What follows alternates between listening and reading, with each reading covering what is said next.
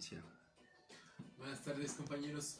Bueno, pues el motivo de la presente cápsula es para comentar, charlar un poco sobre lo que es las sucesiones en nuestro sistema jurídico, y me parece un tema muy interesante, sobre todo porque ¿qué pasa? Esa es la primera interrogante, ¿no? ¿Qué sucede una vez que una persona fallece? Obviamente desde el aspecto netamente jurídico. ¿Qué pasa? ¿Cuáles son los efectos? ¿Cuáles son las consecuencias?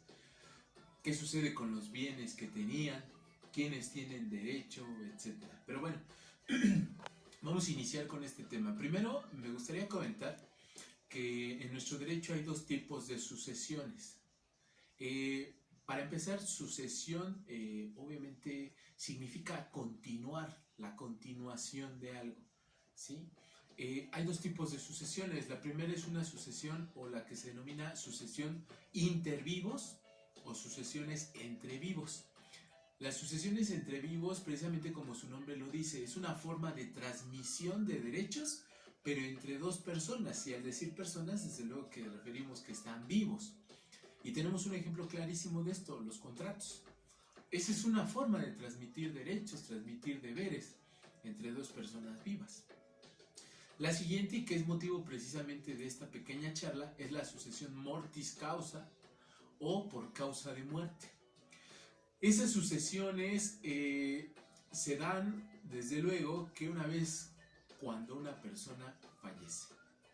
De ahí advertimos que nuestro sistema jurídico mexicano habla de dos tipos de sucesiones: la sucesión testamentaria, la sucesión intestamentaria, y desde mi perspectiva y compartiendo el punto de vista de algunos doctrinarios, también existe la sucesión contractual. Ah, caray, ¿cómo que sucesión contractual? Sí, en un momento la vamos a tocar. Pero bueno, para empezar, una sucesión intestamentaria surge cuando el autor de la sucesión, el muerto, el decujus, como le quieran denominar, no dispuso de su voluntad para después de su muerte. O en otras palabras, no dejó testamento. Entonces, cuando no deja testamento esta persona, desde luego todos los que tienen o se creen con derecho, pueden iniciar la sucesión intestamentaria. Y la otra, que denominamos la sucesión testamentaria, como su nombre lo dice, el hoy muerto, decujus, autor de la sucesión, dispuso en vida de sus bienes y derechos.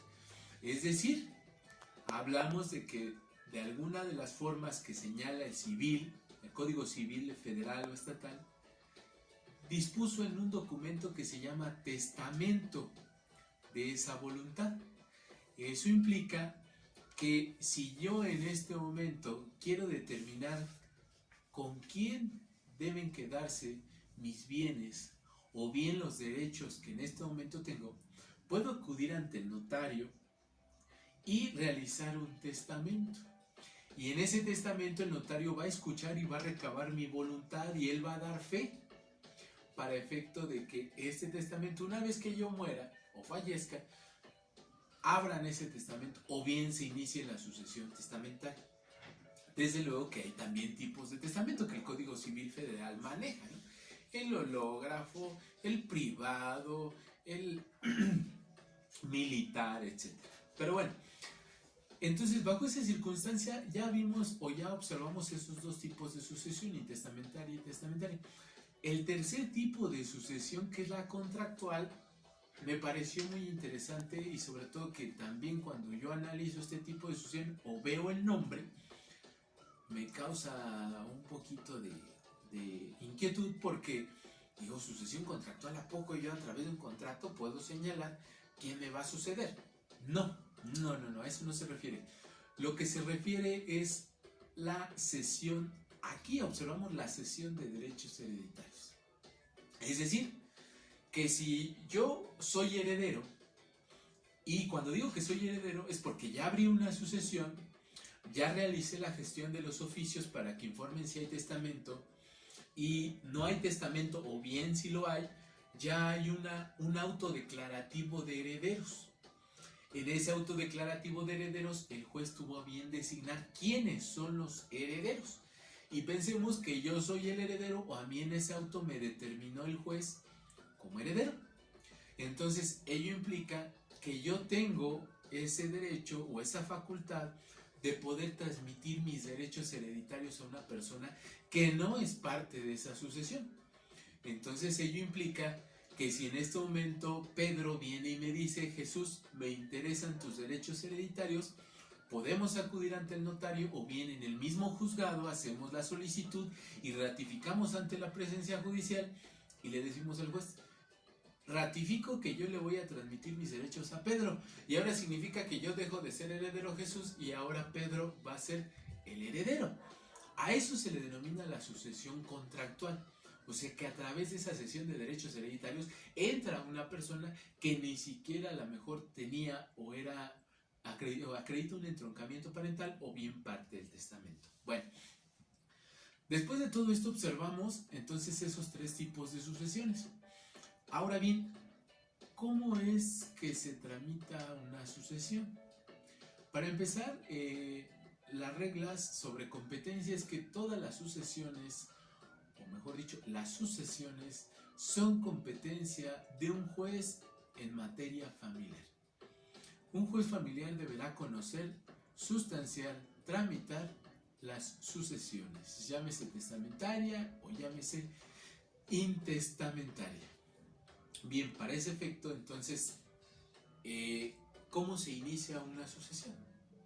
La primera parte o la primera etapa le llamamos la denuncia, y tal vez puede causar un poquito de confusión porque eso de denuncia yo tan solo lo había escuchado en materia penal, y ahora me dicen que en familiar también existe ese término de denuncia. Sí, a esta cuestión, cuando yo le digo al juez: juez, hay una persona que falleció, aquí está el acta de función, aquí está el acta de nacimiento de sus hijos, el acta de matrimonio con su cónyuge, etc. Eso se llama una denuncia. Por eso es que en el escrito así le colocamos: vengo a denunciar la sucesión intestamentaria bienes de fulanito de tal. Esa denuncia de sucesión implica que forzosamente el juez entre al conocimiento y pida informes. ¿A quién va a pedir informes? Al Archivo General de Notarías. También pide informes, en estos casos puede ser al Archivo Judicial y al Instituto de la Función Registral o Registro Público de la Propiedad, depende si es en el Estado de México o en la Ciudad de México. ¿Y qué les va a pedir informes? Infórmame si en tus archivos o en tus registros hay algún testamento que haya dejado esta persona. ¿Para qué ese efecto? Para ver si esa sucesión intestamentaria que se inició se continúa como tal.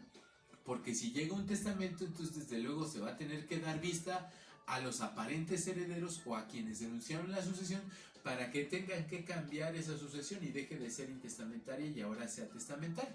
Pero es para ese efecto esos informes. Pero en el caso de que todos rindan informes que no hay disposición testamentaria, se va a continuar de esa forma. También desde luego se tienen que llamar a todos sus herederos en el orden de prelación que establece la legislación civil, que son sus descendientes, sus ascendientes, sus cónyuges, sus colaterales, etc. Pero bueno, una vez que ya están llamados, ya están los informes, entonces forzosamente se tiene que emitir un auto declarativo de herederos. El juez, una vez analizadas las constancias, una vez analizados los informes, él va a señalar quién tiene derecho a heredar. Desde luego que también viene una máxima en sucesiones: los parientes próximos excluyen a los remotos. Es decir, que quienes tienen derecho a heredar, pues los parientes más cercanos que los remotos. Ejemplo, si comparece desde luego que la cónyuge, los hijos y una ascendiente, entonces en ese caso quien tiene derecho son la cónyuge y los hijos a la sucesión o a que se declare como herederos. Pero bueno, ese autodeclarativo de herederos tiene el efecto de que ahora sí yo ya me diga o me denomine heredero. Antes de esto yo fui un aparente heredero. ¿Por qué aparente? Porque no sé si en realidad me correspondan derechos hereditarios. ¿Quién me los está reconociendo en este momento? El juez, a través de ese autodeclarativo de herederos.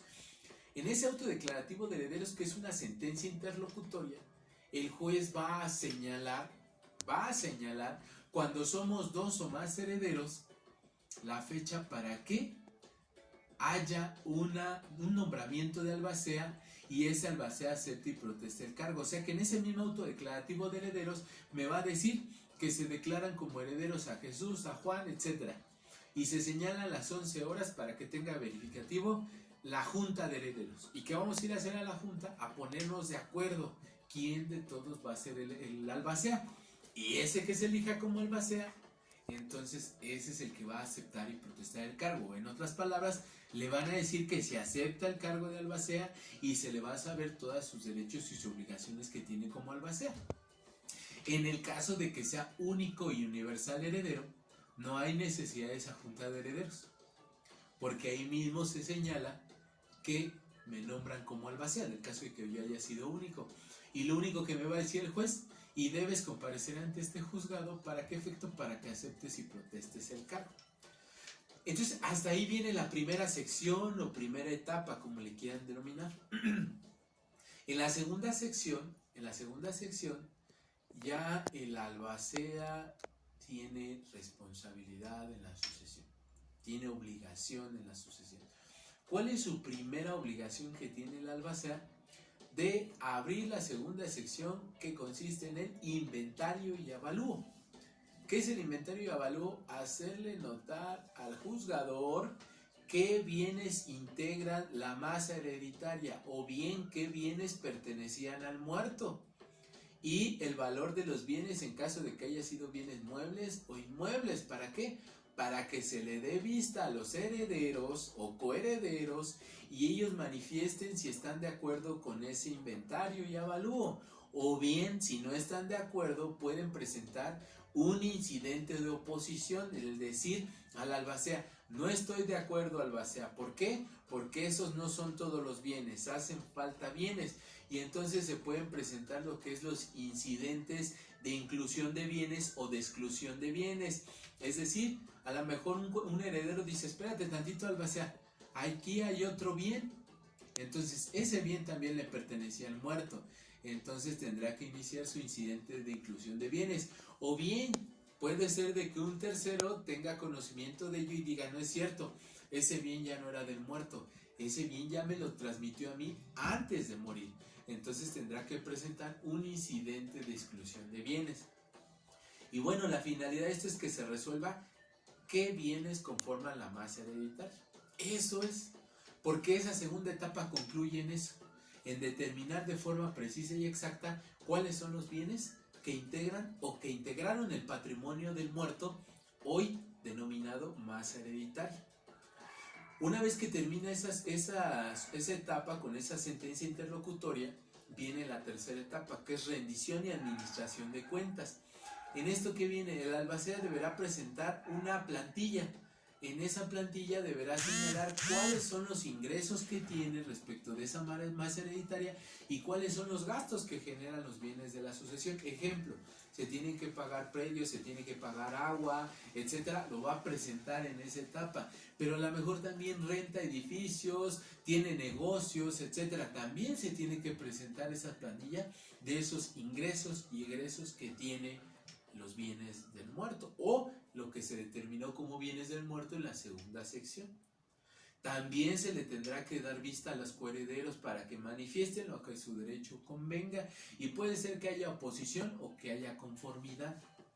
Y esa tercera etapa concluye en que se tiene por realizada esa tercera sección, obviamente con las cuentas que rindió el albacea.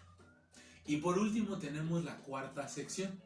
En la cuarta sección, el albacea tendrá que hacer un proyecto de partición. ¿Para qué? Para la adjudicación. ¿Qué es la partición? El albacea va a hacer una propuesta al juez y va a decir: somos 4. Entonces a Juanito le dejamos el 25, a Pedro el 25, a Roberto el 25 y a mí, Jesús, el 25, para que conforme el 100% de la masa hereditaria. Entonces el juez va a tener por presentado ese proyecto de partición y va a dar vista a los coherederos. ¿Para qué? Para que manifiesten si están conformes con ese proyecto de partición, y en caso de que no, para que manifiesten su oposición. Y si no nos ponemos de acuerdo como herederos, entonces el juez va a tener que hacer la partición, que por lo regular es dependiendo si hay testamento en cuanto al porcentaje que decretó el juez, o bien si no hay testamento por partes iguales.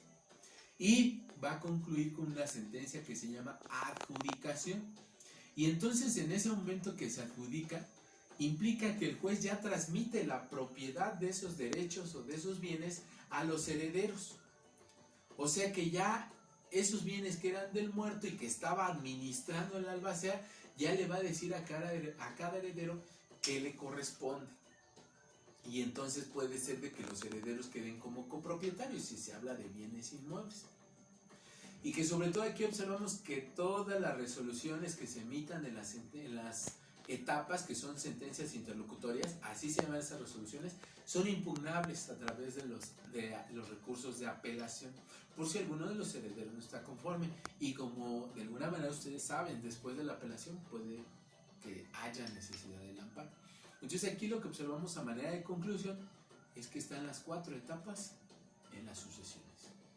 Que primera etapa, la denuncia y declaración de herederos. Albacea, aceptación y protesta del cargo. Segunda, inventario y avalúo. Tercera, administración y rendición de cuentas. Y cuarta, partición y adjudicación de los bienes. Bueno, pues espero que les haya servido esta pequeña charla. Les agradezco mucho. Buenas tardes.